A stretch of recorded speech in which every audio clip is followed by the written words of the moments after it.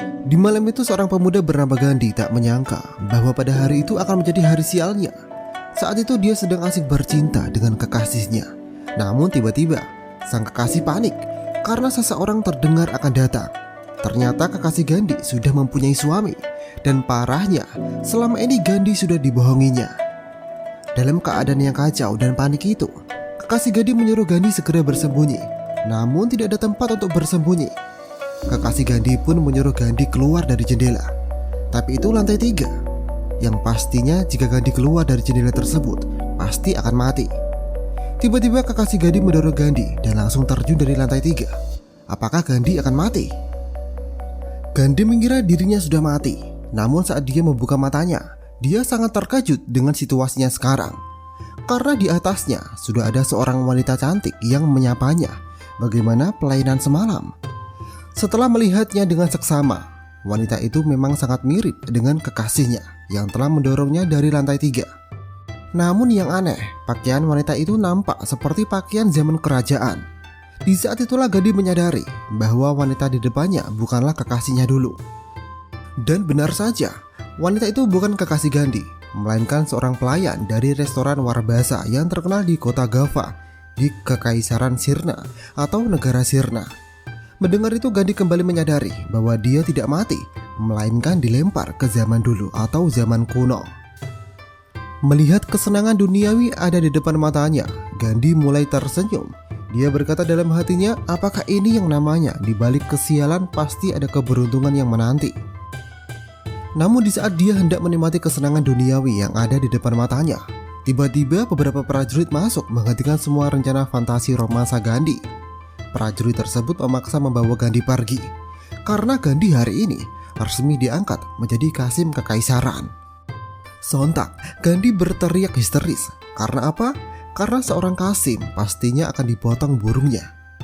Walaupun akan hidup berkecukupan dan menjadi pelayan kekaisaran, melayani permaisuri dan ibu suri, namun jika titik kejantanan dan inti kesenangan duniawi pria direnggut, apalah gunanya hidup di dunia? Gandhi berusaha menolak dan kabur, namun apa daya, itu adalah perintah dari istana, sehingga dia tak bisa berbuat apa-apa. Karena Gandhi terus memberontak, dia kemudian dibuat pingsan. Di saat dia tersadar, dia mendapati dirinya sudah terikat di sebuah kursi kayu. Di depannya sudah ada seorang Kasim bernama Kasim Liu yang mengasah pisaunya, bersiap memotong habis burungnya Gandhi dan merenggut kejantanannya. Gandhi kembali meronta-ronta, berusaha menolak menjadi Kasim. Dia tak ingin melayani permaisuri, ibu suri atau siapapun itu di istana. Namun Kasim Liu berkata bahwa Gandhi tak punya pilihan. Kasim Liu kemudian menurunkan celana Gandhi. Sebuah pisau tajam mulai mendekat untuk memenggal habis burung Gandhi. Namun di saat pisau tersebut nyaris memotong burung Gandhi, tiba-tiba seseorang Kasim bersama dengan prajuritnya masuk. Kasim itu bernama Kasim Hadi. Dia adalah kepala Kasim Kekaisaran saat ini. Kedatangan Kasim Hadi adalah untuk membawa Kasim Liu, karena Kasim Liu didakwa telah mencuri sejumlah uang kekaisaran dan akan dijatuhi hukuman mati. Walau Kasim Liu menepis hal itu dan berkata bahwa itu adalah sebuah fitnah, namun Kasim Hadi tetap membawanya untuk dihukum mati. Dengan dibawanya Kasim Liu secara mendadak, Gandhi bisa bernapas lega karena burung kesayangannya tak jadi hilang dan dia masih hidup sebagai pria sejati. Walau kejantanan Gandhi terselamatkan, namun Gandhi belum bisa tenang sepenuhnya karena sekarang dia sudah dianggap Kasim dan akan hidup di istana kekaisaran. Dia harus berusaha tetap menyembunyikan rahasianya bahwa burungnya masih ada. Karena jikalau dia ketahuan masih memiliki burung, pastinya Gandhi akan kembali dipaksa dipotong burungnya. Malahan bisa lebih parah, yaitu bisa dihukum mati karena dianggap menipu pihak kekaisaran. Di saat Gandhi memikirkan semua itu, Kasim Hadi tiba-tiba datang. Kasim Hadi meminta Gandhi ikut dengannya. Sebagai seorang kasih baru, Gandhi akan diberi tugas pertamanya, yaitu membantu dan melayani ibu suri mandi. Mendengar itu Gandhi terkejut. Dia sedikit kegirangan. Gandhi kemudian segera masuk ke tempat pemandian ibu suri. Di saat Gandhi melihat ibu suri mau mandi, mata Gandhi seketika terperangah. Dia pikir ibu suri itu adalah sosok wanita tua, namun yang dilihatnya sekarang sangat berbeda. Dia menyaksikan seorang wanita cantik dengan tubuh yang sangat indah. Hal itu sangat jauh berbeda dengan apa yang dibayangkan dia sebelumnya. Gandhi tak bisa berhenti menatapnya. Tanpa disadari olehnya, tubuh Gandhi terus maju menghampiri Ibu Suri yang sedang mandi. Seolah-olah Gandhi tak bisa menghentikan matanya yang ingin melihat Ibu Suri lebih dekat. Di saat itulah kehadiran Gandhi diketahui oleh Ibu Suri, sehingga Ibu Suri kemudian langsung menyuruh pelayan pribadinya bernama Sinta untuk segera membunuh Gandhi. Memahami dirinya sedang dalam keadaan genting, Gandhi mencoba membujuk Ibu Suri agar tidak membunuhnya. Gandhi berkata jika dia diampuni, dia akan memberikan sesuatu barang yang sangat berharga. Mendengar itu, Ibu Suri seketika menghentikan Sinta membunuh Gandhi. Ibu Suri tertarik dengan omongan Gandhi. Ibu Suri kemudian menyuruh Sinta melepaskan Gandhi dan meminta Gandhi mengeluarkan barang berharga tersebut. Gandhi kemudian mengeluarkan sebuah botol yang ternyata itu adalah sebuah parfum. Dan ternyata identitas Gandhi yang sebenarnya sebelum dia terlempar ke zaman kuno adalah seorang dokter di bidang kimia. Gandhi kemudian menjelaskan bahwa barang yang dibawanya sekarang adalah barang yang dapat mengharumkan badan Ibu Suri dan bisa bertahan sampai 12 jam. Mendengar hal tersebut, Ibu Suri menjadi semakin tertarik dengan barang yang dikeluarkan Gandhi. Namun Ibu Suri meminta Gandhi untuk mencobanya terlebih dahulu untuk membuktikannya. Namun Gandhi berkata bahwa dia tak berani mencoba menggunakannya ke tubuh Ibu Suri. Maka dari itu Gandhi meminta pelayan Ibu Suri yang mencobanya terlebih dahulu. Gandhi meminta Sinta melepaskan bajunya agar parfum itu bisa segera dicoba. Mendengar itu Ibu Suri dan Sinta sontak marah dan ingin kembali membunuh Gandhi. Beruntungnya Gandhi kembali dapat merayu Ibu Suri dan Sinta untuk diperbolehkan memakaikan parfum itu ke tubuh Sinta. Dan itu tidak melepaskan baju semuanya, hanya sebagian saja. Terlihat Sinta dan Ibu Suri masih ragu. Namun setelah Sinta mencium parfum itu, dia sangat menyukainya dan langsung mengizinkan Gandhi segera memakaikannya. Tak disangka, selain Gandhi yang ternyata seorang dokter kimia, dia juga ternyata punya teknik pijatan yang luar biasa. Terlihat saat Gandhi memakaikan parfum itu ke tubuh Sinta sambil memijat-mijatnya, Sinta sangat menikmatinya. Dan kali ini Gandhi sangat beruntung, tak hanya nyawanya selamat, parfum dan pijatan Gandhi mendapatkan pujian dari Sinta. Dan lebih beruntungnya lagi, Gandhi kemudian diminta untuk memijat Ibu Suri setelah itu. Tak berhenti di situ, Gandhi kemudian diangkat menjadi pelayan di Istana Welas, istana milik Ibu Suri. Dengan diangkatnya Gandhi sebagai salah satu pelayan di Istana Welas, kini Gandhi dan Sinta sering bertemu. Sinta yang sudah ketagihan dengan pijatan Gandhi seringkali memintanya untuk memijatnya. Sinta kini tak tersinggung jika Gandhi menyentuhnya dengan mesra. Di waktu itu tiba-tiba ada seseorang mengetuk pintu. Ternyata dia adalah Kasim Hadi. Kedatangan Kasim Hadi adalah untuk memberitahukan kabar bahwa keadaan Ibu Suri sedang gawat karena sakitnya kambuh dan sekarang setengah sadar. Gandhi yang juga ada di sana lalu bertanya kepada Sinta, apa penyakit Ibu Suri? Sinta menjawab bahwasanya Ibu Suri punya penyakit yang disebut penyakit penuaan dini. Mendengar hal itu, Gandhi meminta ikut bersama Sinta melihat Ibu Suri.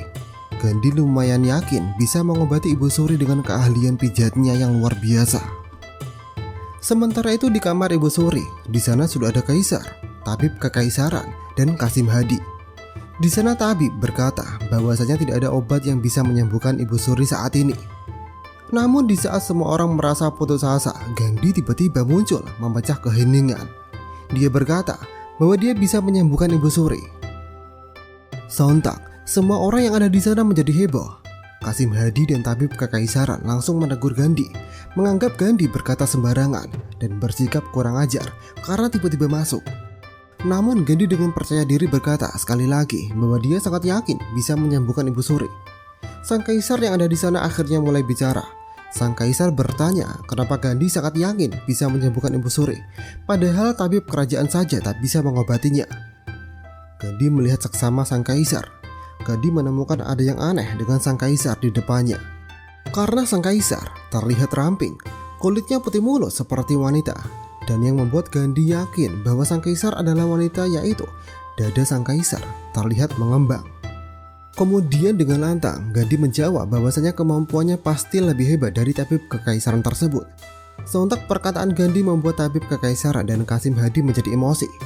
Namun sang kaisar kemudian mengizinkan Gandhi mengobati Ibu Suri. Jika Gandhi berhasil mengobati Ibu Suri, dia akan mendapatkan imbalan yang sangat besar. Akan tetapi jika Gandhi gagal, dia akan kehilangan nyawanya. Gandhi pun mulai memeriksa keadaan Ibu Suri. Qasim Hadi dan tabib kerajaan yang melihat cara memeriksa Gandhi pun berkomentar bahwa cara Gandhi memeriksa Ibu Suri seperti tak berniat mengobati, karena Gandhi tak terlihat memeriksa nadi Ibu Suri. Gandhi pun menanggapinya dengan berkata bahwa caranya adalah cara modern dan cara memeriksa nadi seperti yang dilakukan oleh tabib kekaisaran adalah cara kuno. Hal itu lagi-lagi membuat tabib kekaisaran naik darah. Di sana Gandhi menyimpulkan bahwasanya penyakit Ibu Suri dikarenakan terlalu lamanya Ibu Suri menjanda sehingga penyakit dan kotoran menumpuk di tubuh Ibu Suri. Gandhi yakin bisa mengobatinya dengan memberikan pijatan kenikmatan. Sebelum itu Gandhi meminta semua orang yang ada di sana keluar. Gandhi tak ingin saat dia melakukan pijatan kenikmatan ada orang yang menyaksikannya. Bisa-bisa dia akan dibunuh nantinya karena dianggap melecehkan Ibu Suri. Gandhi berkata bahwa dia berjanji membangunkan Ibu Suri dalam waktu 1 jam. Sang kaisar yang mendengarnya sontak ingin membunuh Gandhi. Bisa-bisanya Gandhi menyuruh semua orang keluar, sedangkan dia berduaan sendirian dengan Ibu Suri. Beruntungnya Gandhi sudah menyiapkan alasan. Dia tak ingin diganggu dan tak ingin teknik pengobatannya ditiru oleh orang lain. Selain itu Gandhi berkata, bagaimana bisa dia melecehkan Ibu Suri kalau dia yang seorang Qasim sudah hilang burungnya. Mendengar alasan-alasan itu, akhirnya sang kaisar membiarkan Gandhi mengobati Ibu Suri.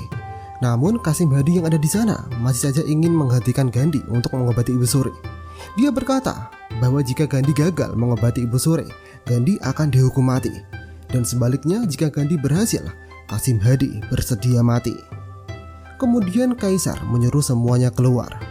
Setelah semuanya keluar, Gandhi kemudian memulai langkahnya. Ibu Suri yang setengah sadar sedikit terkejut saat Gandhi mulai memijat tubuhnya. Dia berusaha menolak, namun pijatan Gandhi yang semakin nikmat akhirnya membuat Ibu Suri patuh. Ibu Suri lalu membiarkan seluruh tubuhnya dipijat oleh Gandhi dan memohon Gandhi untuk menyelamatkan nyawanya. Setelah 1 jam berlalu dengan tubuh tegap dan wajah semeringah, Gandhi kemudian keluar dan memberitahukan kepada semuanya bahwa Ibu Suri telah sembuh. Dan benar saja, saat semua orang melihatnya, Ibu Suri benar-benar telah sembuh, membuat semua orang terkejut. Bahkan, terlihat tubuh Ibu Suri menjadi lebih segar. Sambil tersenyum, Ibu Suri memuji kemampuan Gandhi. Apa yang dilakukan Gandhi sebenarnya? Hanya Ibu Suri dan Gandhi lah yang tahu. Semua orang yang ada di sana dibuat terkagum dengan kemampuan Gandhi dalam hal medis. Bahkan tabib kekaisaran yang tadinya meragukan Gandhi kini memberi hormat kepada Gandhi. Sementara itu Qasim Hadi tak bisa berkata-kata. Dia masih tak percaya. Setelah berhasil menyembuhkan Ibu Suri, Gandhi ditanya oleh sang kaisar, hadiah apa yang Gandhi inginkan? Namun Gandhi berkata bahwa dia tak ingin meminta apapun karena dia adalah pelayan yang dekat dengan Ibu Suri. Kemudian Gandhi menagih omongan Qasim Hadi yang tadi bilang jika Gandhi menyembuhkan Ibu Suri, dia bersedia dibunuh. Sekarang Gandhi telah berhasil dan Qasim Hadi diminta untuk menepati janjinya. Karena ada sang kaisar yang tadi menjadi saksinya, Qasim Hadi tak bisa mengelak. Dia langsung bertekuk lutut memohon ampunan sang kaisar. Kemudian sang kaisar memberikan jawabannya. Karena Qasim Hadi adalah pelayan setia permaisuri, sang kaisar meminta Gandhi untuk memaafkannya. Gandhi boleh meminta selain membunuh Qasim Hadi.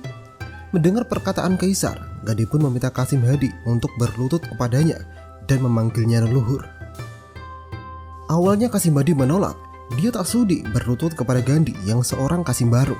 Namun karena sang kaisar ada di hadapannya, dengan terpaksa Qasim Hadi melakukannya. Terlihat di mata Gandhi ada sesuatu yang tak beres dengan Qasim Hadi, dan pasti ada masalah yang terjadi di kekaisaran Sirna ini.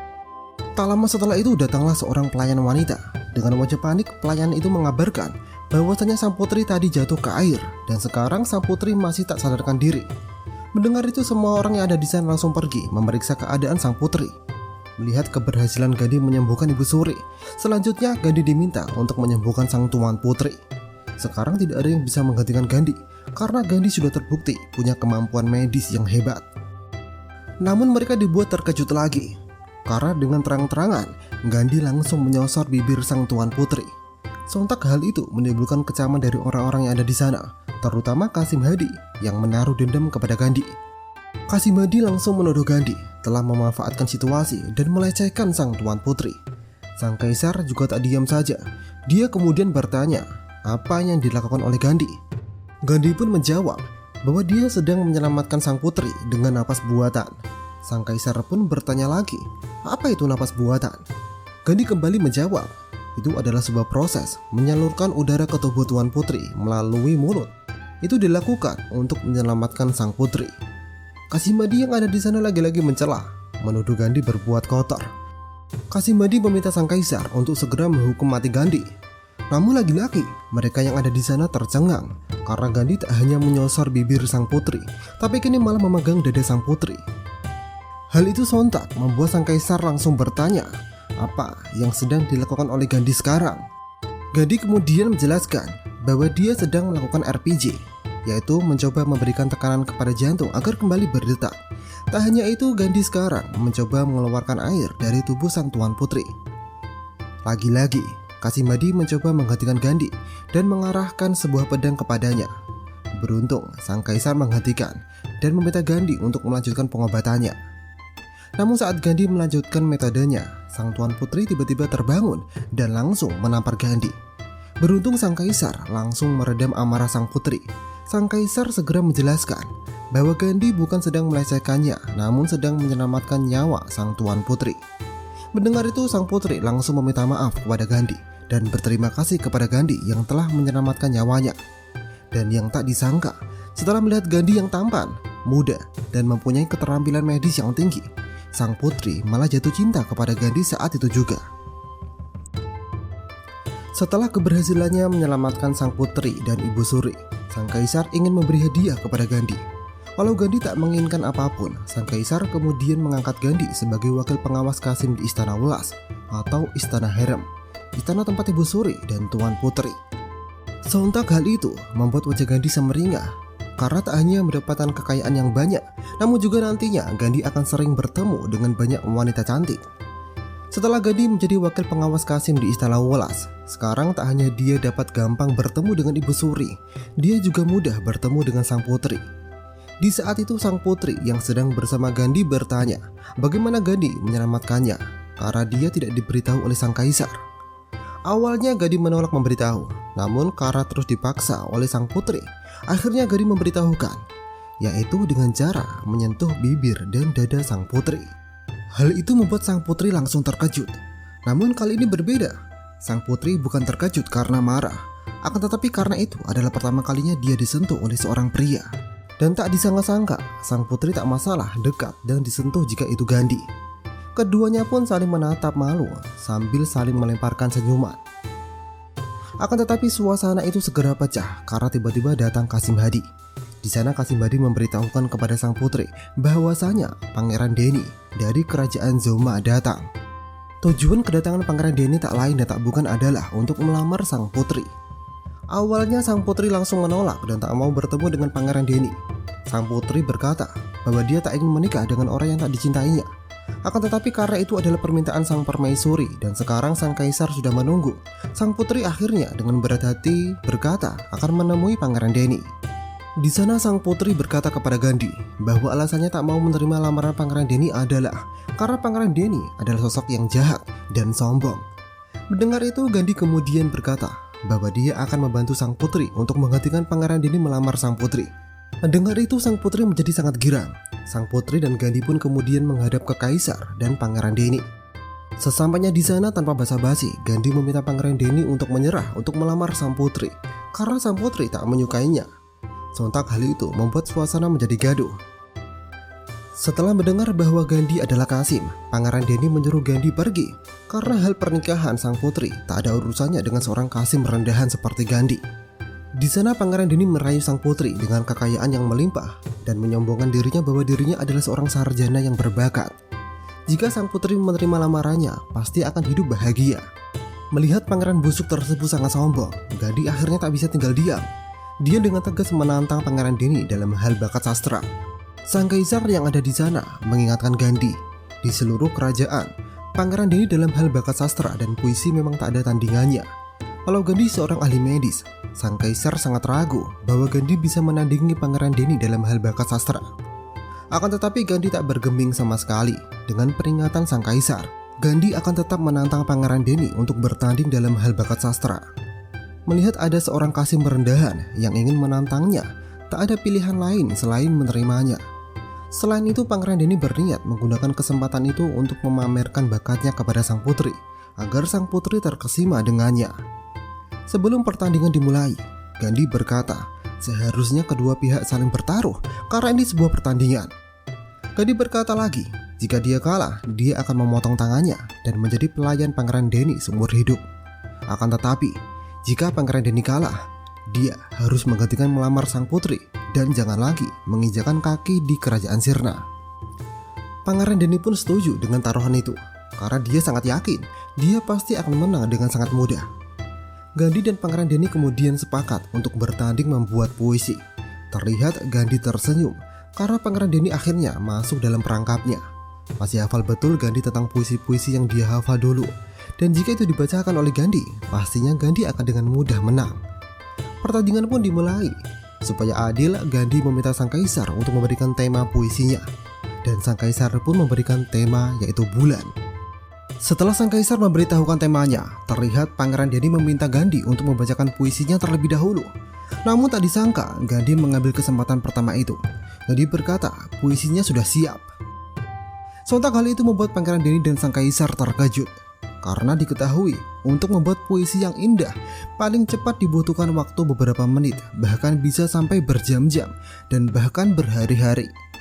Terlihat Pangeran Denny tersenyum sinis. Terlihat jelas di wajahnya bahwa dia meremehkan Gandhi. Dia berpikir tak mungkin seorang bisa membuat puisi secepat itu. Gandhi pasti sedang membuat lelucon. Gandhi pun memulai membacakan puisinya. Tak disangka puisi yang dibaca Gandhi sangatlah bagus, sehingga membuat sang putri dan sang kaisar memuji Gandhi. Sementara itu Pangeran Denny mentalnya terjatuh. Dia benar-benar tak percaya Gandhi bisa membuat puisi sebagus itu. Pangeran Denny yang masih tak percaya menuduh Gandhi telah berbuat curang. Pasti itu bukan puisi yang Gandhi buat, tapi puisi orang lain. Tuan putri yang ada di sana langsung membela Gandhi. Jika itu bukan puisi Gandhi, lantas punya siapa puisi sebagus itu? Jika milik orang lain, pastinya orang itu sudah lama menjadi terkenal di seluruh kerajaan. Mikirlah.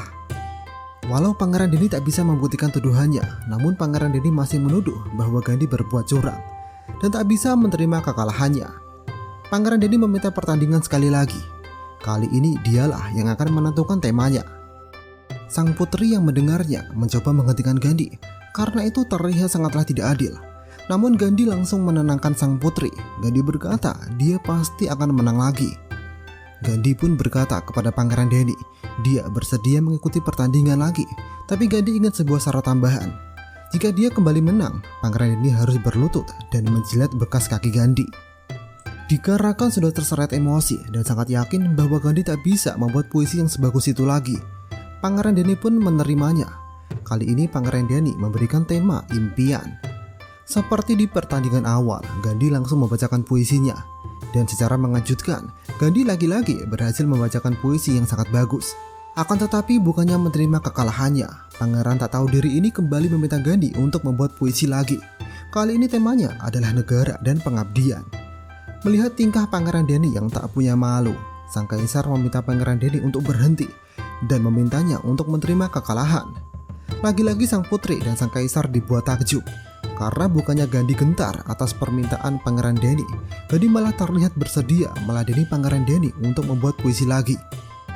Dan lagi-lagi, Gandhi dapat membuat puisi yang sangat bagus, bahkan lebih bagus dari sebelumnya, yang membuat mental dan harga diri Pangeran Denny semakin runtuh, sampai-sampai dia muntah darah dibuatnya.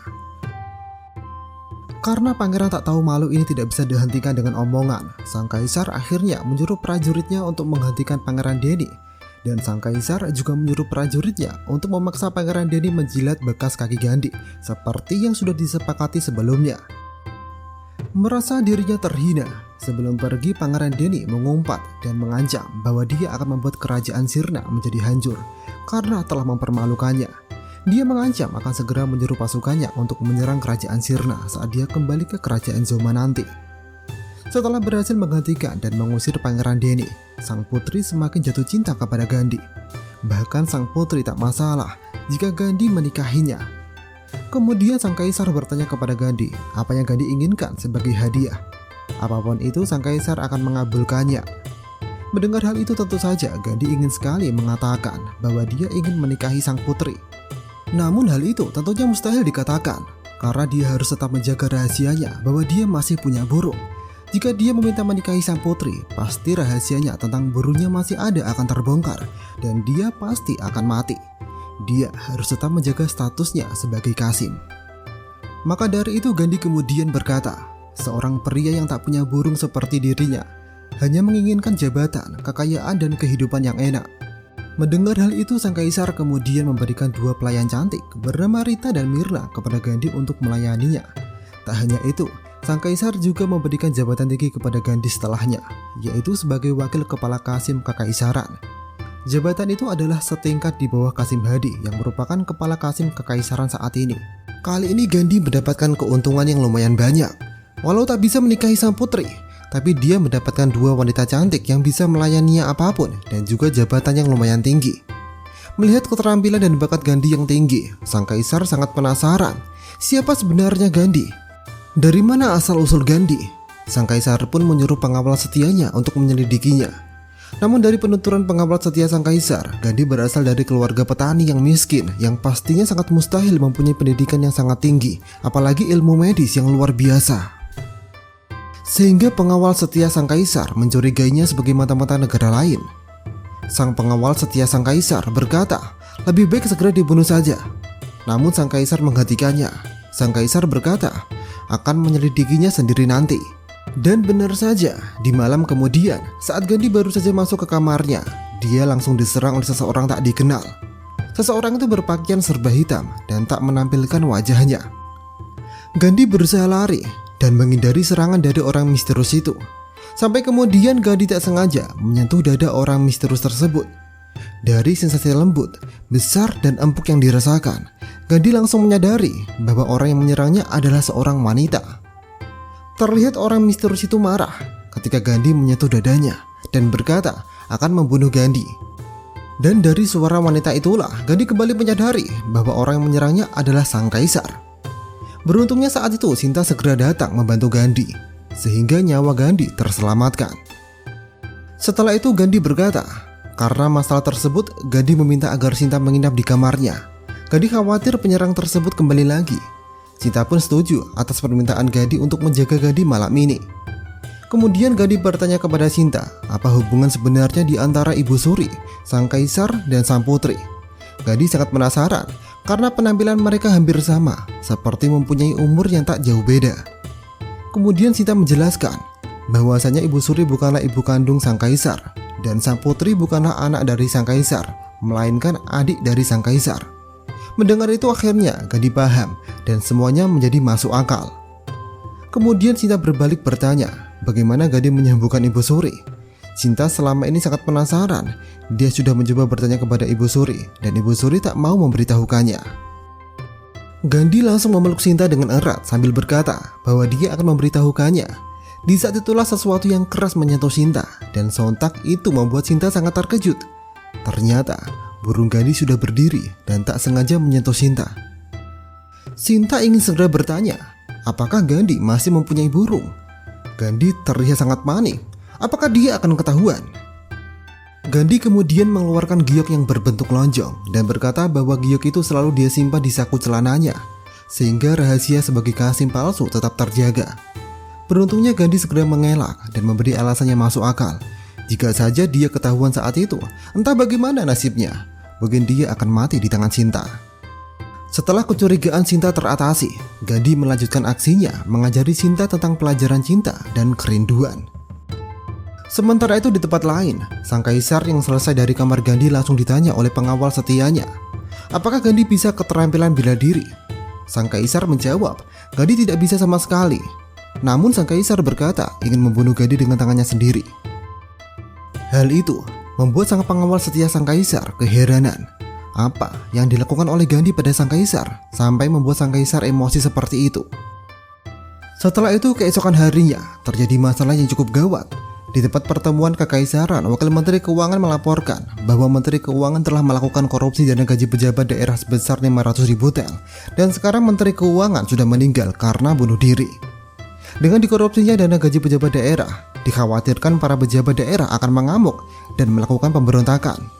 Dalam situasi yang rumit dan pening itu, Menteri militer yang juga ada di sana mengusulkan agar Kazim Gandhi lah yang menyelesaikannya. Menteri militer berkata, dengan keterampilan dan bakat Kazim Gandhi, pasti Kazim Gandhi akan dapat memberikan jalan keluar bagi kekaisaran. Mendengar hal itu, Gandhi seketika terkejut. Kata-kata menteri militer memang terlihat menyanjungnya, namun sangat jelas kelihatan bahwa menteri militer berusaha menempatkan Gandhi dalam situasi sulit dan berbahaya. Dan sangat terlihat pula bahwa menteri militer dan wakil menteri keuangan bersekongkol di balik layar. Gandhi langsung menolaknya dan berkata tidak sanggup. Dia juga berkata bahwa masalah keuangan negara bukanlah urusan Kazim seperti dirinya. Namun sang kaisar kemudian berkata bahwa sang kaisar setuju dengan usulan menteri militer. Sang kaisar berkata bahwa dia percaya dengan kemampuan Gandhi. Kaisar berharap Gandhi bisa menyelesaikannya. Dan parahnya, sang kaisar memberi waktu hanya 3 hari kepada Gandhi untuk menyelesaikan masalah ini. Hal itu seketika membuat Gandhi terkejut. Kenapa sang kaisar sekarang juga ikut memojokkannya? Gandhi mulai berpikir keras dan mengingat apa yang telah diperbuat, sehingga membuat sang kaisar tersinggung. Apakah karena dia menyentuh dada sang kaisar di malam itu? Ya, pasti itu. Karena orang-orang di pertemuan semuanya ikut memojokkan Gandhi, mau tak mau Gandhi harus menerima perintah tersebut. Di sana Gandhi menanyakan hadiah apa yang akan dia dapatkan jika dia berhasil menyelesaikan masalah ini. Dengan angkuhnya, wakil menteri keuangan berkata, dikarenakan menteri keuangan sudah mati, wakil menteri keuangan mengusulkan agar Gandhi menepati posisi menteri keuangan jika Gandhi berhasil menyelesaikan masalah ini.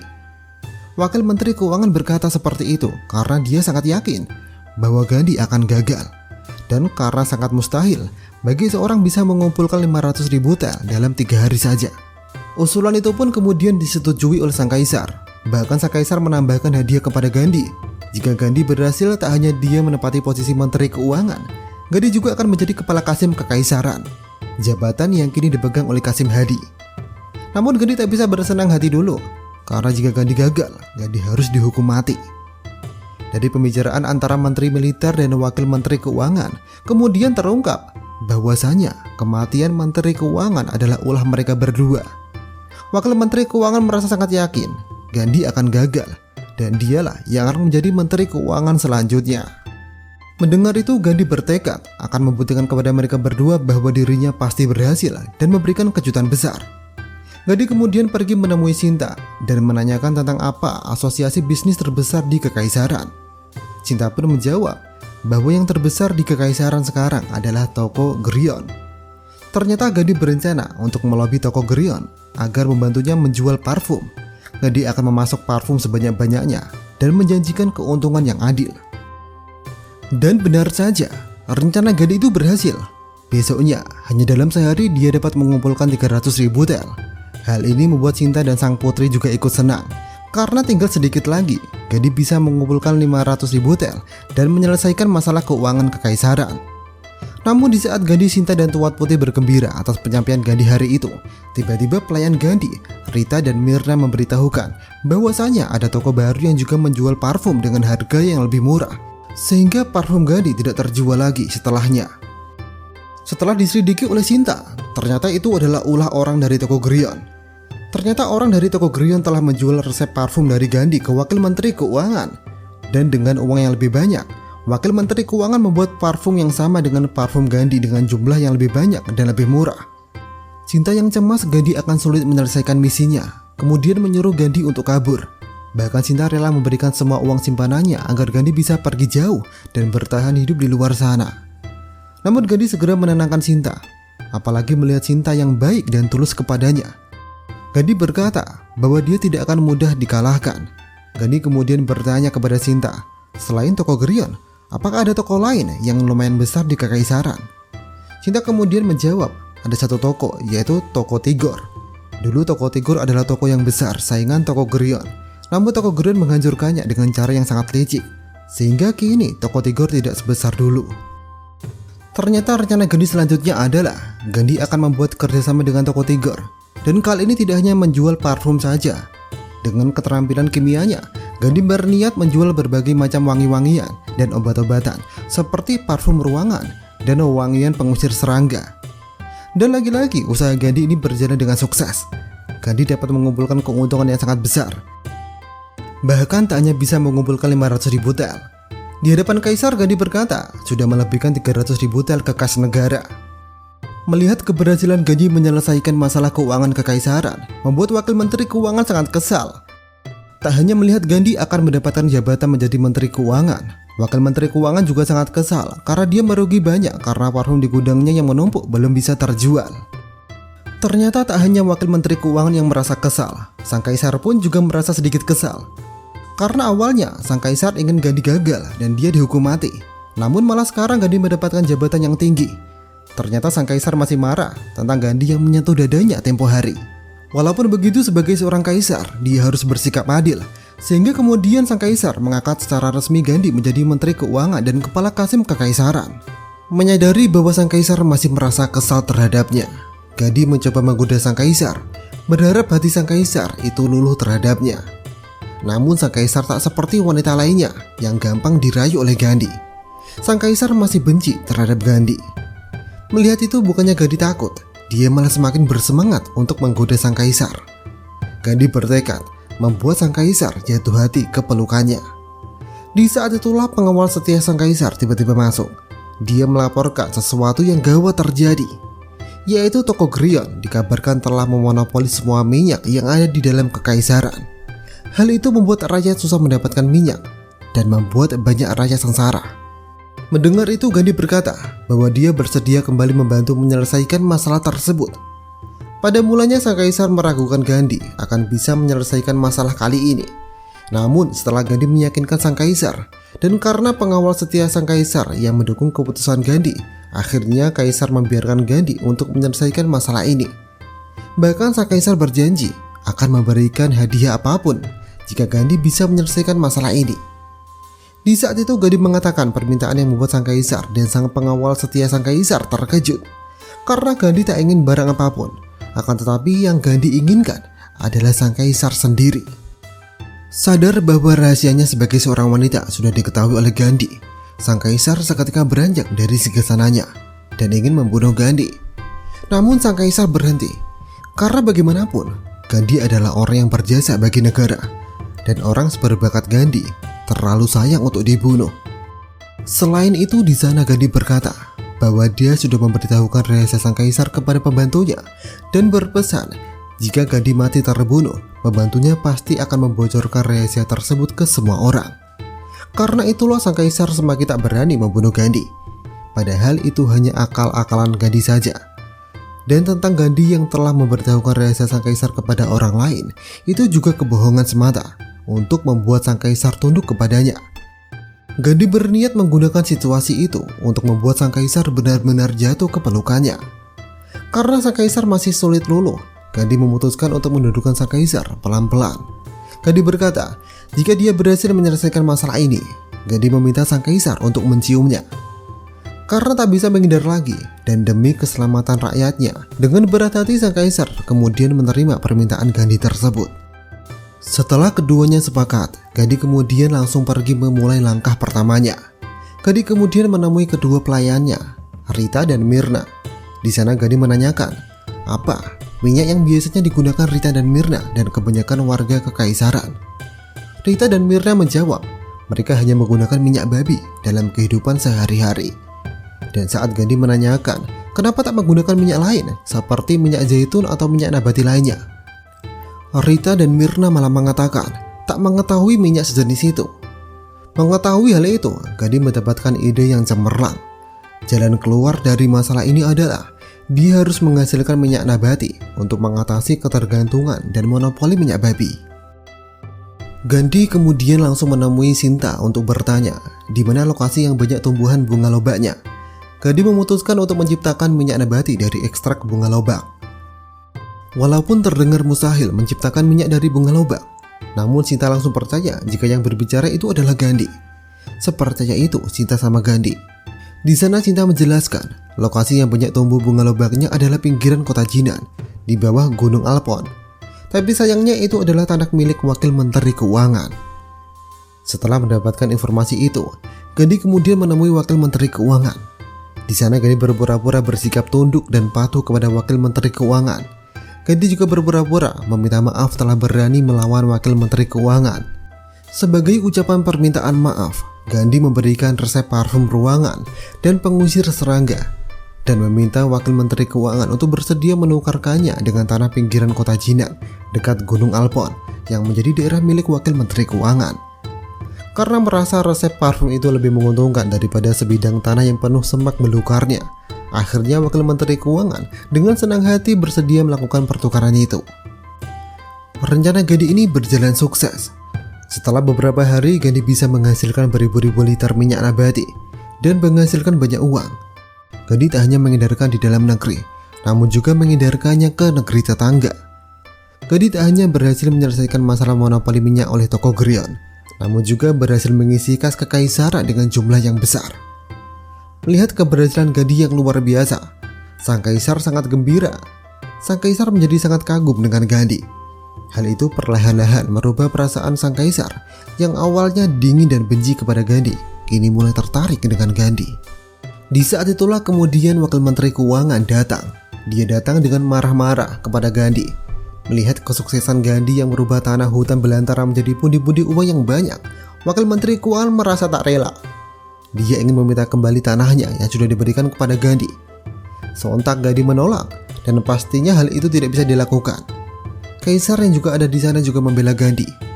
Karena kedua belah pihak telah sepakat sebelumnya, jadi salah satu pihak tak bisa membatalkan begitu saja. Melihat sekarang sang kaisar membela Gandhi, Wakil Menteri Keuangan menjadi kesal. Dan yang membuat Wakil Menteri Keuangan semakin kesal adalah resep parfum yang diberikan oleh Gandhi ternyata resep kedua yang bahan-bahannya lebih mahal. Sedangkan yang diproduksi oleh Gandhi adalah resep yang asli dengan bahan baku yang sangat murah, sehingga Gandhi dapat menjual parfumnya lebih murah dan membuat Wakil Menteri Keuangan terancam bangkrut. Sebab kemudian Gandhi mengeluarkan bukti korupsi Wakil Menteri Keuangan berupa buku data transaksi ilegal dan uang yang digelapkan oleh Menteri Keuangan untuk modal bisnis parfumnya. Dengan bukti itu, Wakil Menteri Keuangan tak bisa lagi mengelak dan akhirnya dijatuhi hukuman mati. Belakangan diketahui bahwa Gandhi bisa mendapatkan buku data korupsi Wakil Menteri Keuangan adalah dari toko Grion. Setelah Gandhi berhasil menghasilkan minyak nabati, toko Grion kemudian mengakui kekalahannya. Mereka tak lagi memonopoli minyak dan malah bersedia menjalin kerjasama dengan Gandhi sepenuhnya dan mengkhianati Wakil Menteri Keuangan. Setelah masalah minyak di kekaisaran selesai, kini giliran sang kaisar menepati janjinya. Walau sang kaisar tak masalah mencium Gandhi, namun sang kaisar masih sangat malu melakukannya. Namun pada akhirnya, sang kaisar memberanikan diri untuk mencium Gandhi. Hati sang kaisar berdegup kencang setelahnya. Sang kaisar merasa ada yang aneh dalam dirinya. Sang kaisar bertanya kepada dirinya sendiri, apakah dia sedang jatuh cinta kepada Gandhi? Kemudian setelah itu, terlihat dengan tergesa-gesa Sinta menemui Gandhi. Sinta memberitahukan bahwa Gandhi diminta menghadap permaisuri sekarang juga. Dari raut Sinta, Gandhi bisa membaca bahwa dia disuruh menghadap permaisuri bukan karena ada hal yang baik. Dan benar saja, setibanya di hadapan permaisuri, Gandhi langsung diomeli habis-habisan. Dikatain hina lah, penipu lah, brengsek lah. Hanya satu yang tak dikritik dari Gandhi, yaitu wajahnya yang lumayan tampan. Gandhi langsung menduga bahwa ini pasti ulah Kasim Hadi, dan itu pastinya berkaitan tentang dirinya yang ditunjuk langsung oleh sang kaisar untuk menggantikan posisi Kasim Hadi sebagai kepala Kasim Kekaisaran. Dan benar saja, di sana permaisuri langsung meminta Gandhi untuk melepaskan jabatan itu dan mengembalikannya kepada Kasim Hadi. Akan tetapi, Gandhi langsung menolak permintaan itu. Selain karena itu adalah perintah langsung dari sang kaisar, Gandhi menganggap lebih pantas mengisi jabatan itu karena dia merasa jauh lebih baik dari Kasim Hadi. Mendengar itu, Kasim Hadi langsung tak terima, dikatakan lebih buruk dari Gandhi, sehingga Kasim Hadi menantang Gandhi untuk membuktikan siapa yang lebih baik di antara mereka berdua. Kasim Hadi dan Gandhi kemudian sepakat, jika Gandhi kalah, Gandhi harus mengembalikan jabatan kepala Kasim Kekaisaran kepada Kasim Hadi, dan jika Kasim Hadi kalah, Kasim Hadi harus merangkak di bawah selangkangan Gandhi. Untuk membuktikan siapa yang lebih baik, mereka akan bertanding dalam melayani sang permaisuri, dan sang permaisurilah yang akan memutuskannya. Sekilas terlihat itu tidak adil, karena Kasim Hadi adalah pelayan setia permaisuri. Sinta khawatir permaisuri akan memihak kepada Kasim Hadi. Namun Gandhi segera menenangkan Sinta bahwa itu tidak akan terjadi. Gandhi berkata bahwa dia akan membuat sang permaisuri takluk dan puas dengan pelayanannya. Pertandingan pertama adalah membakar dupa wangi. Kasimbadi terlihat mengambil giliran awal. Dengan pengalaman 10 tahun membakar dupa untuk permaisuri, Kasimbadi sangat yakin dia akan menang. Terlihat memang sang permaisuri sangat menikmati aroma dari dupa yang dibakar oleh Kasimbadi. Di saat Kasimbadi merasa sudah pasti menang, Gandhi membuyarkan hal itu. Gandhi kemudian mengeluarkan bermacam-macam parfumnya. Gandhi berkata, parfumnya lebih praktis, efisien, dan higienis, serta tak mencemari udara. Saat permaisuri mencium parfum Gandhi, sang permaisuri sangat menyukainya.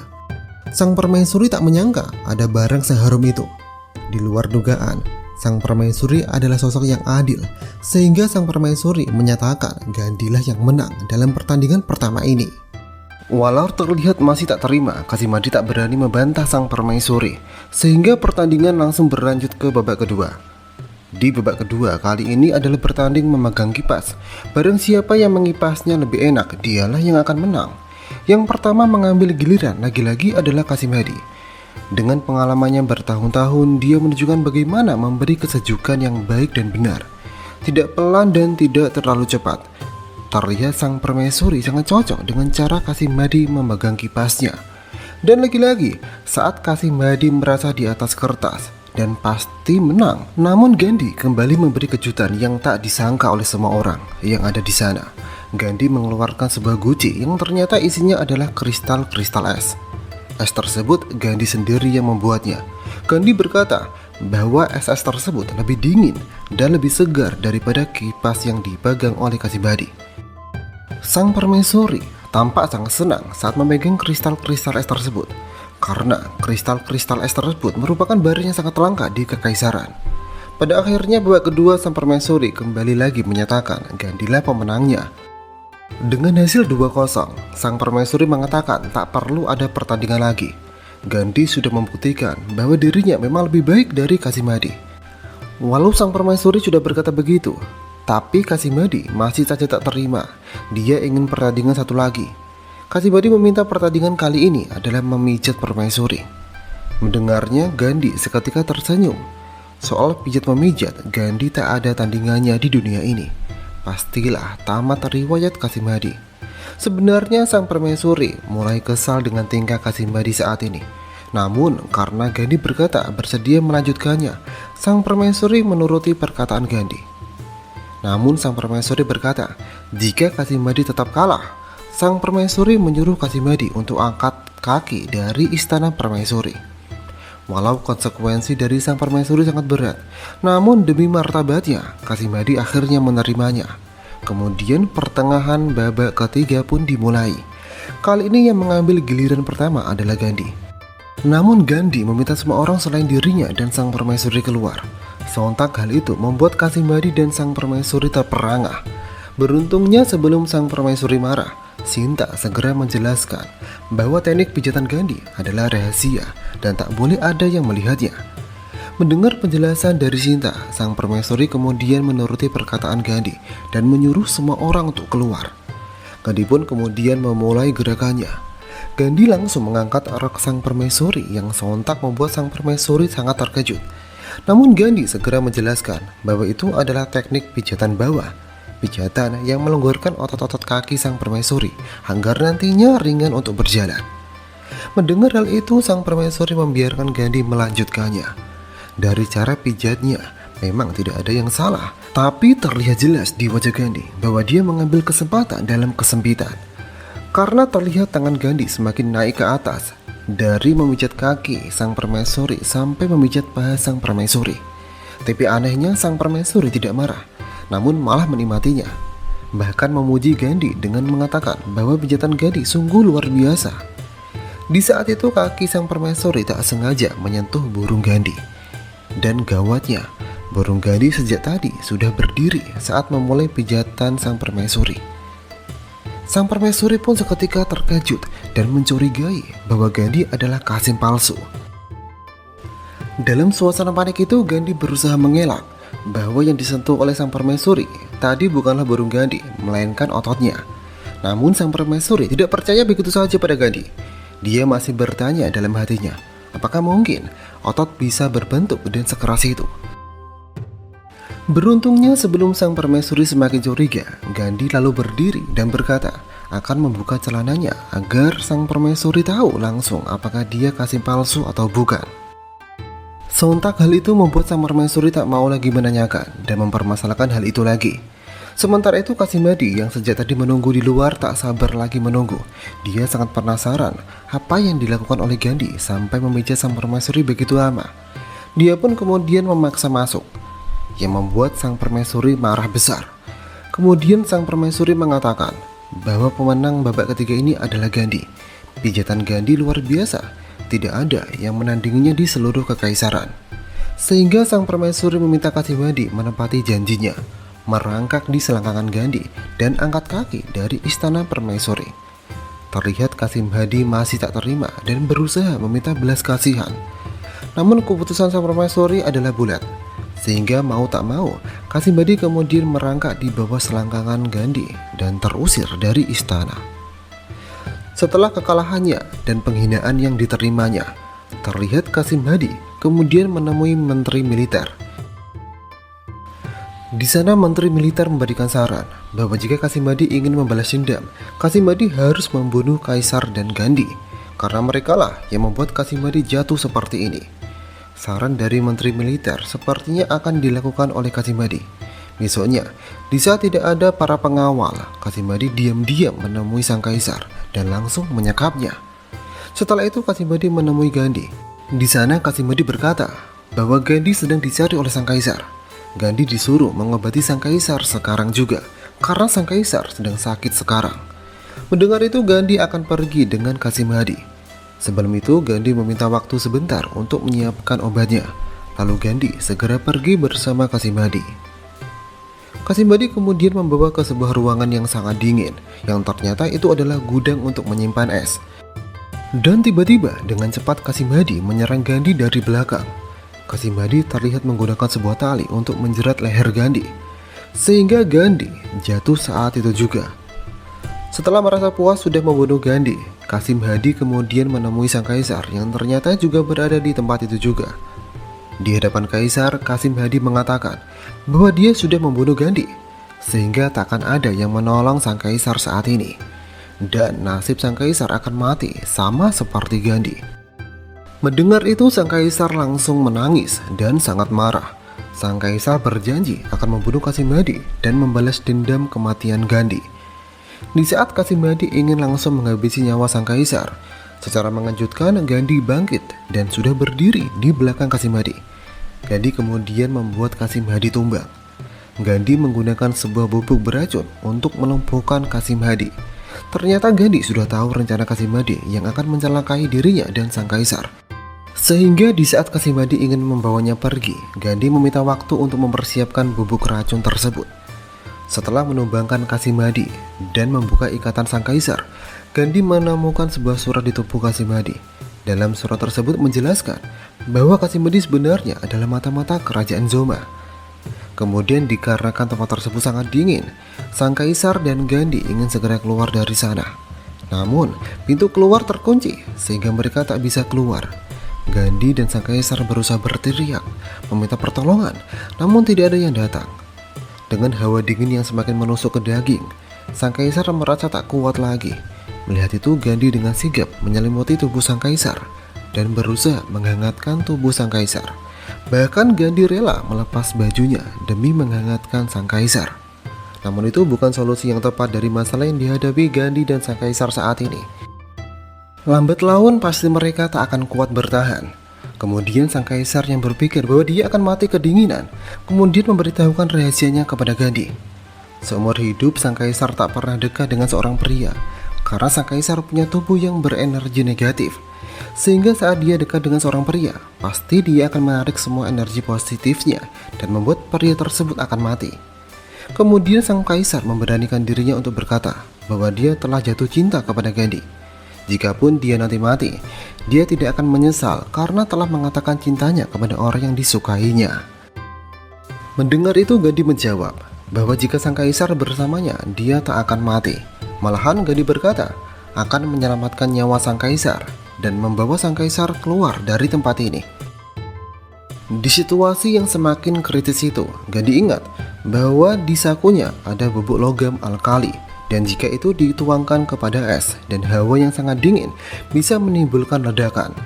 Gandhi pun langsung menaruh bubuk itu di pintu keluar, dan tak lama setelah itu sebuah ledakan terjadi membuat pintu itu terbuka.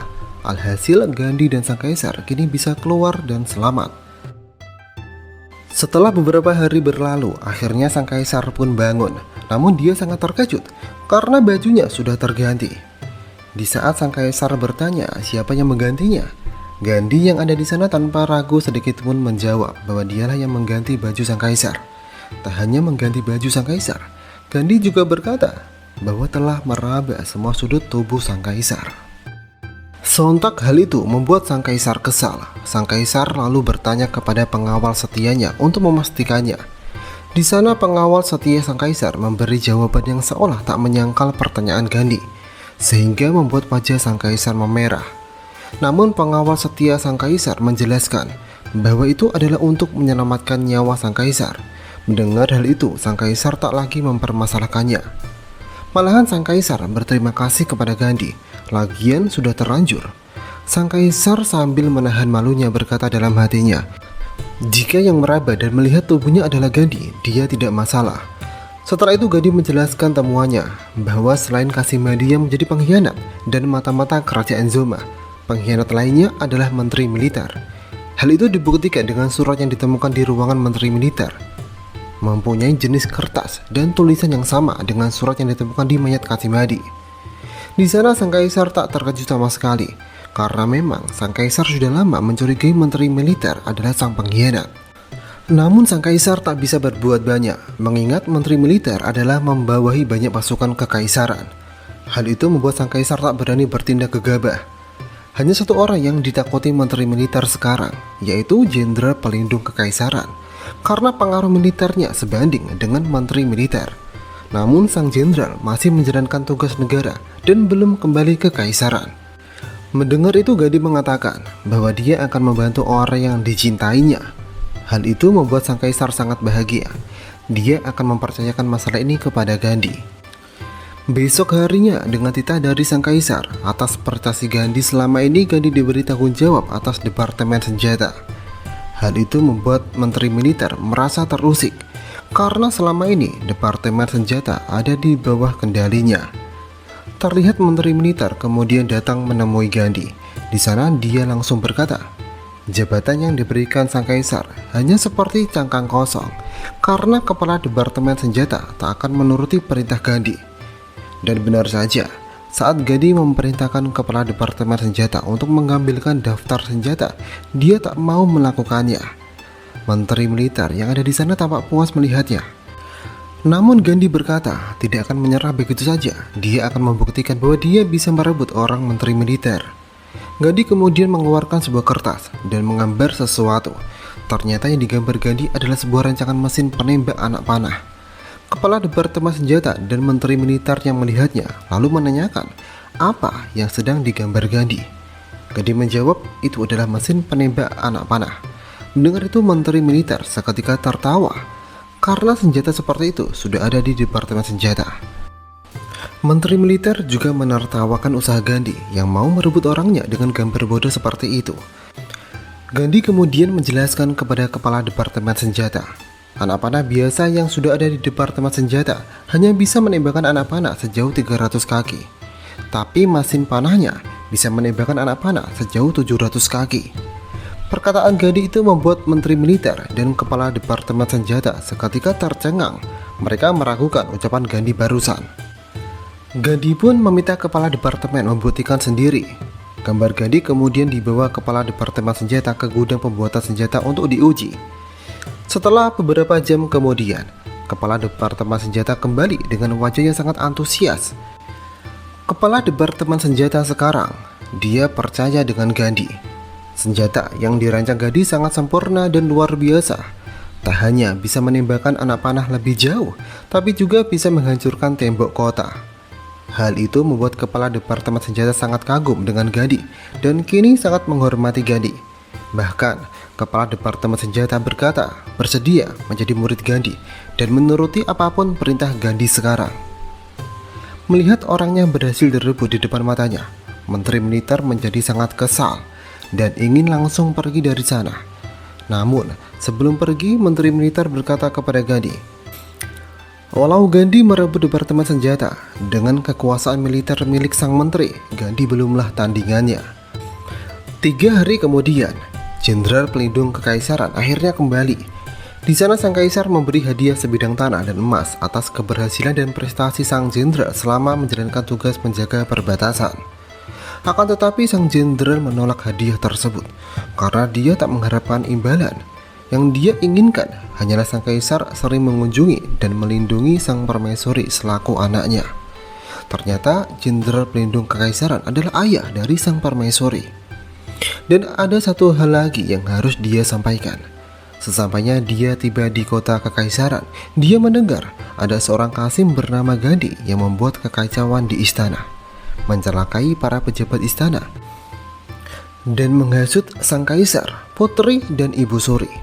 Sehingga sang kaisar berkata dia akan menghabisi nyawa Gandhi sekarang juga. Dengan sigap sang kaisar menghentikannya. Sang kaisar membela Gandhi dan berkata Gandhi adalah pahlawan kekaisaran. Dia telah menyelamatkan ibu suri, sang putri, dan menyelesaikan masalah-masalah yang terjadi selama ini. Serta Gandhi telah membongkar pengkhianat seperti menteri militer. Di saat yang sama tiba-tiba seorang prajurit masuk dan memberitahukan bahwasanya sekarang sang permaisuri sedang sakit. Mendengar itu sang jenderal langsung panik dan segera pergi memeriksa anaknya. Sesampainya di sana sudah ada tabib kekaisaran yang mencoba mengobati permaisuri. Namun tidak terlihat ada kemajuan apapun. Sang permaisuri masih terus merintih kesakitan. Sang jenderal mengancam jika tabib kekaisaran tidak mampu mengobati sang permaisuri, dia akan dihukum mati. Tabib kekaisaran yang cemas dan panik kemudian meminta tolong kepada Gandhi, meminta Gandhi segera mengobati sang permaisuri karena dia tidak mampu menyembuhkannya. Kemudian dengan lantang Gandhi berkata dia bisa menyembuhkan sang permaisuri hanya dengan waktu kurang dari 1 jam saja. Gandhi lalu mendekati sang permaisuri dan langsung menyentuh perut sang permaisuri. Sontak hal itu membuat sang jenderal sangat marah. Dia langsung mencabut pedangnya dan ingin langsung membunuh Gandhi. Beruntungnya tabib kekaisaran segera menghentikan sang jenderal dan menjelaskan bahwa yang dilakukan oleh Gandhi bukan untuk melecehkan sang permaisuri, akan tetapi memang cara pengobatannya agak berbeda, namun luar biasa. Selain tabib kekaisaran yang mendukung Gandhi, sang permaisuri juga berkata bahwa dia percaya kepada Gandhi dan ingin segera diobati oleh Gandhi. Mendengar itu akhirnya sang jenderal membiarkan Gandhi mengobati anaknya. Setelah diperiksa oleh Gandhi, akhirnya diketahui bahwa sang permaisuri ternyata sedang mengalami nyeri karena datang bulan.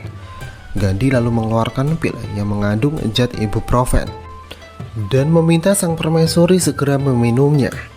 Dan setelah itu sang permaisuri benar-benar cepat sembuh.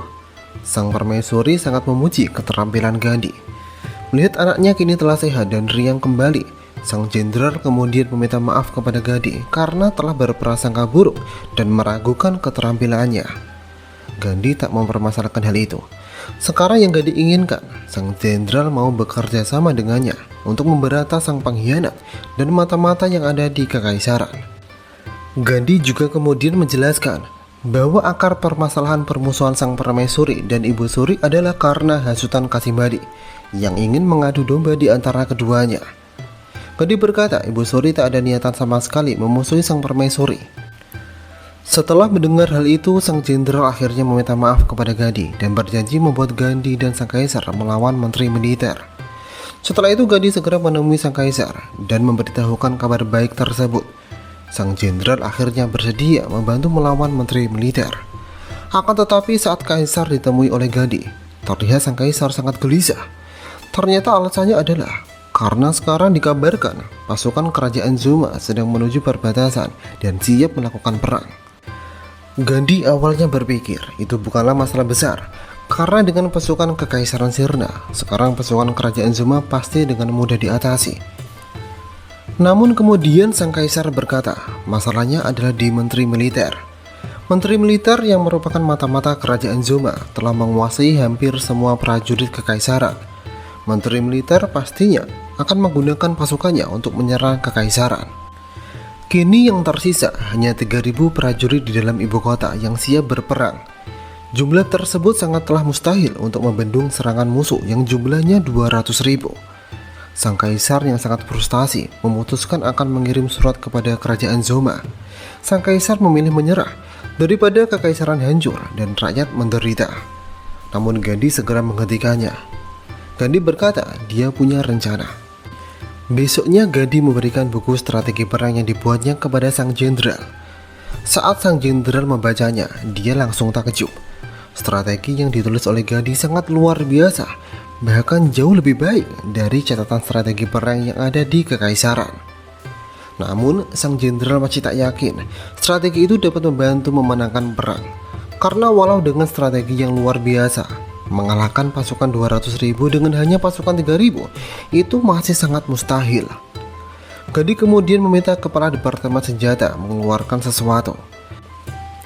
Gandhi berkata, dengan strategi itu ditambah 2 barang ciptaannya, pasti kekaisaran Sirna bisa memenangkan perang. Gandhi kemudian menjelaskan, 2 barang tersebut disebut senjata api dan bom granat. Di sana kepala Departemen Senjata membantu menjelaskan cara kerja senapan yang bisa menjatuhkan musuh dalam jarak 1000 meter dan bom granat yang punya daya ledak luar biasa, bisa menghancurkan puluhan orang sekaligus. Mendengar itu sang jenderal dan kaisar seketika terpana. Mereka tak menyangka Gandhi bisa menciptakan senjata sehebat itu. Mereka sekarang menjadi sangat yakin bisa mengalahkan musuh dan memenangkan peperangan. Akan tetapi ada masalah yang tiba-tiba muncul. Pengawal setia sang kaisar mengabarkan bahwa semua kas kekaisaran telah dijarah habis oleh menteri militer. Kabar tersebut seketika membuat sang kaisar lemas. Karena walaupun mereka mempunyai senjata yang luar biasa, akan tetapi jika tidak ada uang, pastinya akan sia-sia. Sebab membuat senjata perlu uang untuk membeli bahan bakunya. Di tengah kegelisahan tersebut, Gandhi berkata bahwa dia mempunyai solusi. Gandhi meminta waktu 3 hari. Gandhi berjanji akan mendapatkan banyak sekali emas. Mendengar itu, sang jenderal menanggapi bahwa ucapan Gandhi sangat mustahil dilakukan, karena setidaknya butuh 10 juta tel emas untuk mencukupi biaya pembuatan senjata tersebut. Mengumpulkan 10 juta tel emas dalam waktu 3 hari itu sangat mustahil, bahkan bagi dewa sekalipun. Namun sang kaisar berkata bahwa dia percaya kepada Gandhi dan pasti Gandhi bisa melakukannya. Akan tetapi baru berjalan sehari, sang kaisar diberitahu pengawal setianya bahwa menteri militer telah menemui Gandhi dan bermaksud untuk merekrutnya. Dan parahnya, Gandhi menerima tawaran tersebut. Mendengar itu sang kaisar seketika emosi. Dia tidak menyangka Gandhi akan mengkhianatinya. Sementara itu di tempat lain, terlihat Gandhi memang sekarang bertemu dengan menteri militer. Dan di sana Gandhi memang menerima tawaran menteri militer untuk bergabung dengannya. Namun Gandhi meminta satu hal, yaitu uang dan jumlahnya tak kurang dari 10 juta tel emas. Menteri militer terdiam sejenak sembari berpikir. Keterampilan, bakat, dan kecerdasan Gandhi sangatlah berharga dan sangat berguna jika bisa dibuat patuh. Walaupun 10 juta tel emas itu jumlah yang lumayan banyak, itu sangat sebanding jika bisa merekrut Gandhi sebagai bawahannya. Menteri militer kemudian berkata, bersedia memenuhi permintaan Gandhi tersebut. Dia akan segera memberikan uangnya. Namun Gandhi harus meminum pil yang dibawa oleh menteri militer sekarang. Pil itu adalah racun untuk membuat Gandhi patuh terhadap menteri militer. Karena mau tak mau, Gandhi harus meminumnya untuk mendapatkan uang. Gandhi akhirnya berusaha meminumnya. Saat dia memegang, melihat, dan mencium pil tersebut, sebagai seorang dokter kimia, dia langsung tahu apa saja yang terkandung di dalamnya. Dan untungnya dia sanggup membuat penawarnya dalam waktu beberapa menit. Gandhi lalu mengambil segelas air dan langsung meminum pil tersebut. Menteri militer yang melihatnya tertawa puas. Dia langsung mengajak Gandhi pergi mengambil uangnya. Setelah Gandhi berhasil mendapatkan uangnya, dia langsung kembali menemui sang kaisar. Namun saat dia tiba, sang kaisar terlihat cemberut. Pengawal setia sang kaisar yang mengira Gandhi adalah pengkhianat ingin langsung membunuhnya. Namun sang kaisar menghentikannya. Karena bagaimanapun, Gandhi telah berjasa bagi kekaisaran sekaligus orang yang dicintainya. Sang kaisar kemudian menyuruh Gandhi pergi dan jangan kembali lagi. Gandhi yang merasa ada yang aneh lalu bertanya, apa yang membuat sang kaisar cemberut? Pengawal setia sang kaisar pun menjawab bahwa sang kaisar marah karena Gandhi telah menerima ajakan menteri militer dan menjadi pengkhianat. Mendengar hal itu, Gandhi langsung mencoba meluruskannya. Gandhi langsung mengeluarkan 10 juta tel emas yang dia dapatkan dari menteri militer. Tak hanya berhasil mengumpulkan 10 juta tel emas, Gandhi juga berhasil mengumpulkan 20 juta tel emas lagi berkat keahliannya memurnikan emas di kekaisaran. Diketahui di saat dia berpura-pura menjadi bawahan menteri militer, dia mengeksploitasi gunung di kekaisaran dan menemukan emas murni yang ada di sana.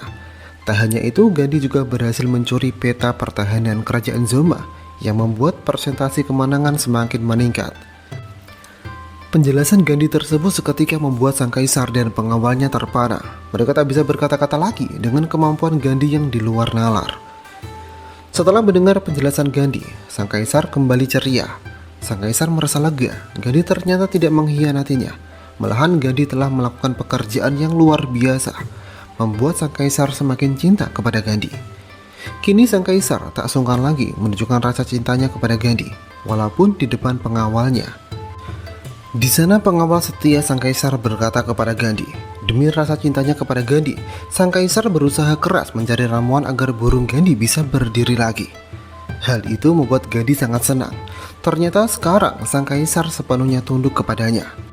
Namun Gandhi tak segera memberitahukannya kepada sang kaisar bahwa burungnya sebenarnya masih ada. Gandhi ingin memberikan kejutan kepada sang kaisar saat nanti diranjang. Di saat itulah sang kaisar mengucapkan hal yang membuat Gandhi sangat terkejut. Jika perang sudah usai, dia ingin menikah dengan Gandhi dan memutuskan akan menyerahkan tata kekaisaran kepada Gandhi. Sang kaisar percaya dengan keterampilan dan bakat Gandhi yang luar biasa, pasti dapat menjadi seorang pemimpin yang jauh lebih baik darinya. Gandhi menjawab, akan sangat menantikan saat itu. Sebulan kemudian, sampai saat ini semua rencana Gandhi berjalan lancar. Terlihat sang jenderal datang memberikan kabar. Pasukan musuh yang dipimpin oleh menteri militer yang ada di dalam ibu kota berhasil dikalahkan. Sayangnya menteri militer berhasil kabur serta membawa pasukannya yang masih berjumlah 100.000. Dan gawatnya, sekarang pasukan menteri militer bergabung dengan pasukan kerajaan Zoma di perbatasan. Sekarang dikhawatirkan perbatasan akan segera runtuh jika musuh melakukan serangan. Dan buruknya, senjata dan bom granat tak bisa disalurkan ke perbatasan karena kurangnya prajurit. Mendengar itu, Gandhi mempunyai sebuah solusi. Solusi itu adalah merekrut pasukan baru. Sang jenderal menanggapi dengan mengatakan, di perbatasan sudah tidak ada rakyat. Walaupun ada, bagaimana cara merekrutnya? Pasti mereka tak akan mau ikut dalam peperangan. Gandhi lalu menjelaskan rencananya. Segera umumkan kebijakan darurat masa perang yang disebut kebijakan darurat militer. Kebijakan darurat militer meliputi, yang pertama, wanita juga bisa ikut militer dan mendapatkan perlakuan sama dengan laki-laki. Yang kedua, para petani, pekerja, dan pedagang kecil bebas pajak jika bersedia ikut militer. Dan yang ketiga, memberikan gelar bangsawan kepada orang-orang kaya jika bersedia membantu mengisi pasokan prajurit yang berperang. Mendengar itu, sang jenderal langsung mengkritisi usulan Gandhi tersebut. Yang pertama, sang jenderal tidak yakin bahwa wanita bisa menjadi prajurit seperti laki-laki. Yang kedua, jika para petani, pekerja, dan pedagang kecil bebas dari pajak, lalu bagaimana nasib pendapatan kas kekaisaran? Pastinya nanti pemasukan akan sangat berkurang drastis. Dan yang ketiga, memberi gelar bangsawan. Sang jenderal khawatir itu akan menimbulkan korupsi besar-besaran karena banyaknya pejabat kekaisaran yang akan dilantik. Gandhi kemudian menjelaskan 3 poinnya, meluruskan kesalahpahaman sang jenderal. Yang pertama, di zaman ini wanita masih diperlakukan tidak sama, sehingga potensinya tidak bisa muncul dan terbatas. Jika diberi dukungan yang sama, wanita pasti bisa berbuat banyak seperti laki-laki. Yang kedua, untuk mengatasi pembebasan pajak rakyat kecil, kekaisaran akan membentuk badan usaha kekaisaran dan bekerja sama dengan usaha-usaha kecil untuk mendapatkan hasil dan pendapatan yang cukup. Dan yang ketiga, Gelar bangsawan itu berbeda dengan posisi jabatan kekaisaran. Kekaisaran tak perlu memberi apapun untuk mereka. Itu hanya gelar kosong yang gunanya meningkatkan status sosial mereka. Setelah mendengar penjelasan Gandhi, akhirnya sang jenderal dan kaisar benar-benar paham dan sangat setuju dengan usulan Gandhi. Sang jenderal sangat kagum kepada Gandhi. Dia tidak menyangka Gandhi bisa memikirkan hal yang luar biasa seperti itu. Sang jenderal sekarang menjadi sangat yakin Kekaisaran Sirna pasti dapat mengalahkan kerajaan Zoma. Sebelum sang jenderal pergi, Gandhi memberikan sebuah surat. Gandhi berpesan meminta sang jenderal untuk memberikan surat tersebut kepada jenderal kerajaan Zoma di saat kerajaan Zoma benar-benar telah menyerah. 2 bulan kemudian, terlihat sang jenderal datang kembali ke kekaisaran. Sang jenderal datang membawa kabar baik. Hasil pertempuran melawan kerajaan Zoma sukses besar. Pasukan kekaisaran Sirna berhasil membuat pasukan kerajaan Zoma menyerah. Menteri militer yang menjadi pengkhianat berhasil dibunuh. Sedangkan Pangeran Dene yang memimpin pasukan kerajaan Zoma mundur ke istana dan menyebabkan rakyat Zoma memberontak karena selama ini keluarga kerajaan Zoma bertindak semena-mena dan menyengsarakan rakyat sehingga semua keluarga kerajaan Zoma dibunuh. Dan saat itulah jenderal kerajaan Zoma membuka surat yang ditulis oleh Gandhi. Setelah membaca itu, rakyat kerajaan Zoma dengan senang hati bergabung dengan kekaisaran Sirna. Sang kaisar sangat senang mendengarnya. Namun sang kaisar sangat penasaran apa yang ditulis oleh Gandhi sampai-sampai semua rakyat kerajaan Zoma dengan sukarela dan senang hati menerima bergabung dengan kerajaan Sirna. Di sana kemudian sang jenderal menjelaskan 4 poin yang ditulis oleh Gandhi dengan sangat luar biasa, yaitu pertama, bebas pajak dan jaminan mendapatkan pekerjaan. Yang kedua, revolusi perdagangan. Yang ketiga, memperlakukan semua warga dengan hak yang sama dengan kekaisaran Sirna. Dan yang keempat, sistem satu pemerintahan pusat 2 negara. Gandhi tak memaksa rakyat kerajaan Zoma untuk mengubah tradisi mereka, membiarkan mereka menjalankan kebiasaan dan tradisinya. Sang kaisar sangat puas mendengarnya. Dia tak menyangka era kejayaan kekaisaran Sirna benar-benar telah tiba. Kejayaan yang dari dulu diimpi-impikan dari pendahulu mereka dan belum pernah bisa terwujud, sekarang bisa terwujud berkat Gandhi. Di saat itulah sang kaisar akhirnya memberitahukan rahasianya kepada sang jenderal bahwa dia sebenarnya adalah seorang wanita. Sontak hal itu membuat sang jenderal sangat terkejut. Sang kaisar lalu berkata bahwa dia akan menyerahkan tahta kepada Gandhi dan akan menikah dengan Gandhi. Dengan keterampilan dan bakat Gandhi, dia pasti akan menjadi sosok kaisar yang luar biasa. Walau pernyataan sang kaisar tadi masih membuatnya terkejut, sang jenderal ternyata tak menentang jika sang kaisar benar-benar akan menikah dengan Gandhi dan tak masalah jika Gandhi menjadi sang kaisar. Namun yang menjadi persoalan bagi sang jenderal adalah bagaimana nasib sang permaisuri selaku anaknya. Secara tak terduga sang permaisuri tiba-tiba masuk dan mengatakan bahwa dia ingin juga menjadi istri Gandhi. Dia berkata telah lama menyukai Gandhi. Walau burung Gandhi tak bisa berdiri, dia tetap ingin bersama Gandhi. Mendengar perkataan putrinya, sang jenderal tak bisa menentangnya. Dia akan mengikuti apapun keinginan putrinya. Singkat cerita, hari pernikahan Gandhi dan sang kaisar pun tiba, dan mereka berdua langsung berlanjut menuju ranjang. Di sanalah sang kaisar benar-benar diberi kejutan oleh Gandhi. Sesuatu yang keras langsung menyentuh sang kaisar, seakan sengaja memberitahukan bahwa Gandhi ternyata masih punya burung dan kejantanan pria sesungguhnya. Setelah sekian lama Gandhi menyembunyikan kejantanannya, sekarang dia bisa terang-terangan menunjukkan pada para wanita apa itu kejantanan seorang pria. Di luar sudah banyak wanita menunggunya. Ada sang permaisuri, Sinta, bahkan sang putri. Mereka mengantri mencoba rasa kejantanan Gandhi dan kesenangan duniawi.